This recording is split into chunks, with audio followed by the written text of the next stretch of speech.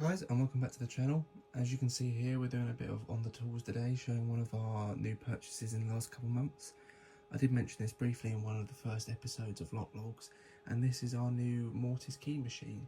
It's the Keyline RS206. Now, we've been wanting to get a key machine for a while that's dedicated to Mortice keys, as we have cyclones on the vans, but as a lot of you know, if you've got a cyclone, is because it's not a dedicated machine, it does cylinder keys as well. It's a bit hard to get it perfectly right, which is why after years of back and forth with my dad going, yeah, we need to get one, we've actually finally purchased it. So I'm going to take you around the machine today, give you some information about it, explain why we bought it, and then do a quick demonstration cutting some keys on a Mortice lock. First thing I would like to point out for you though is that this machine does make a lot of mess, which is why you could probably see hiding in the back corner there is just a dedicated Dyson Hoover, just to be able to clear up the little shards of metal where you can still see them about here. But luckily they have thought of this and they've provided a little brush so you can get into those intricate areas when you're giving it clean. But I think that's probably the only negative about this machine, is just how messy it can be. So without further ado, let's give you a tour of the machine and give you some information about it. So I'll give you a quick tour of the machine, just so you can see what it's like. It is quite big, but luckily it fits perfectly where we wanted it to be, or I should say where I wanted it to be, on this little stand. If you've seen the office before, you'll know we've got all our cylinders, Mortice locks, night latches in the background, and then a ton of strips. So yeah, one day these will all go and we'll never need strips again, apart from Wink House, thanks to them discontinuing the gearbox. But anyway, so some information about this machine is that it does all your Mortice keys, and it can be adjusted down at the bottom here to suit your preference in terms of if you want this to be a bit more loose or a bit tighter, and obviously the machine will raise up and down accordingly. And then if you lift this cap up here, that is where you can do your side cuts. So if I just turn the machine on with the button here, we'll just show you.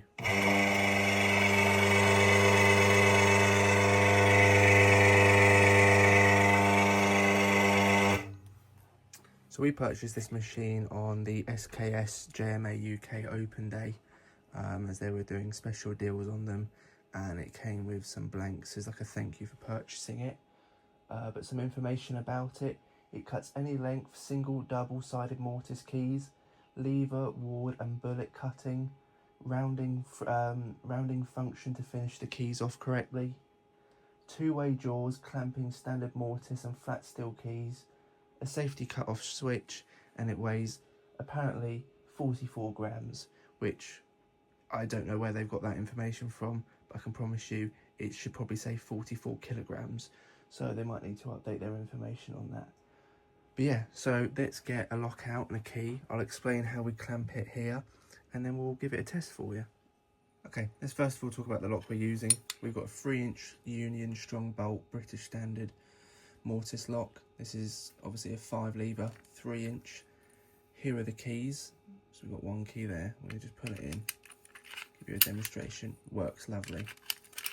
Now, when I'm clamping into this machine, I do actually like to take the key off the key ring, because it provides a much better connection, meaning there's less chance of anything going wrong. So let's get the key set up in the clamp and we'll show you the rest. Okay, so we're over the top of the machine now, and we're going to clamp the key into place. So this is the guide. So we've got our key right here. We're going to slide it in as so, tighten this up ever so slightly, and then the way to make sure it stays flush is sliding this across. It will sit on the key blank there. It'll be nice and tight, and then we can tighten this up. I'll show you that from another angle. Okay, just to back up what I've said there. So you slide the key into here, just up against the neck, tighten it up, and then just pushing this on, it slides back and forth accordingly, but it holds that key at a nice flat angle, making sure it doesn't twist or anything, so then you can tighten this up as much as you need to do. So that is for the guide. So when you use your handle here, obviously your guide is based at the top. You go around cutting your key. So what we need to do now is put a blank in. So we'll flip the camera around and we'll show you fitting the blank. Okay, just so everyone knows, the blanks we are using are genuine Union 5-lever keys. We do have some copies which I am yet to use, but I think it's more about the key rather than anything else. So I have decided to try and use as many genuines as possible moving forward, because it's making life a lot easier. Although I have no problem in questioning the fact that the keys we've been provided from SKS will work perfectly fine. I've just not got around to using them yet. So similar as before, you put your key into your guide, tighten it up, which I can try and do one-handed for you. We'll see how this goes, eh? But I'll double check it before I actually cut the key.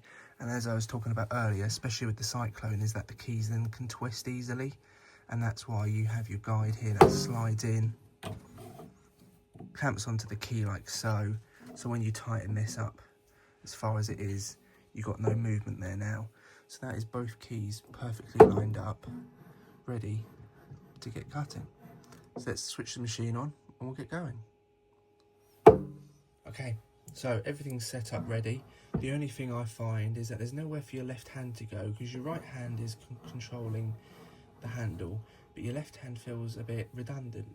But I feel like I need to hold on to something. So for me, I've been either holding onto here or onto the guide, which just means feel like I can control it that little bit better. Right, so let's turn the machine on.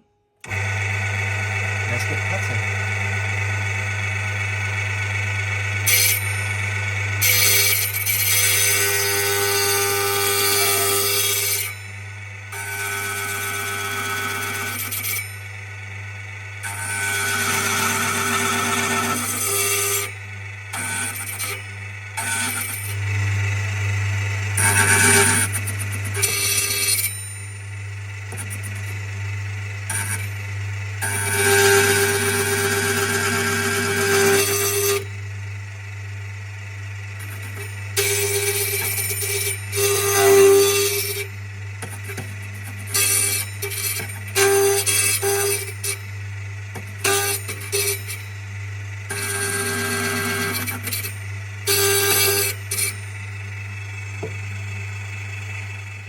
So key will cut. We'll bring this back as far as we can go just to make life easier. Take the clamp away, and as you can probably see, there's quite a bit of mess around here, but we can just take a look at that key and it looks pretty good. As you'll notice, if it can focus, you think for an iPhone 16 it would actually be a good camera, but they never are. Let's get that focusing for you. There's some burrs on it. So I know you can do your side cuts just to file it down, but I just tend to take my own file and just rub it as much as I need to get those burrs off. I just find it easier and quicker personally. Plus it just gives me a time to just check over that key as I'm working on it anyway. But you do have that ability to do side cuts if need be, and to just get rid of the burrs off the edges with doing those edge cuts. So once your key's filed down, the best thing to do, get your lock and let's try it. Okay, and there we have it. So I have my new cut key here, which I'll just show you. So you've got your 5-lever, then union. Just to make you aware, the blanks are slightly different because they don't have the BS3621 on the side. So that's how you always know it's going to be a copy. Although it's a genuine blank, it's the one that you've cut. So we've got our lock here and we've got our new key. Put it in. Nice and easy. And get something back in. And we'll show you on the other side as well, because I know sometimes, depending on what style of locks they are, they do work better one-sided than the other, and you have to go over them a little bit or fire them down, etc. As you can see, smooth as anything. So there is our new cut key for our 5-lever, and there is our machine. Thanks for watching. If you've got any questions, feel free to put them in the comments below, or if you're interested in purchasing one, my biggest recommendation would be to reach out to JMA UK. If you do live locally to them, you can go in and they'll show you around the machine, give you as much information, you can try it out. So it's definitely worth looking into it. We got this at the open day and it's definitely one of the best purchases. They're not cheap. I think they're over 3,000 plus VAT easily.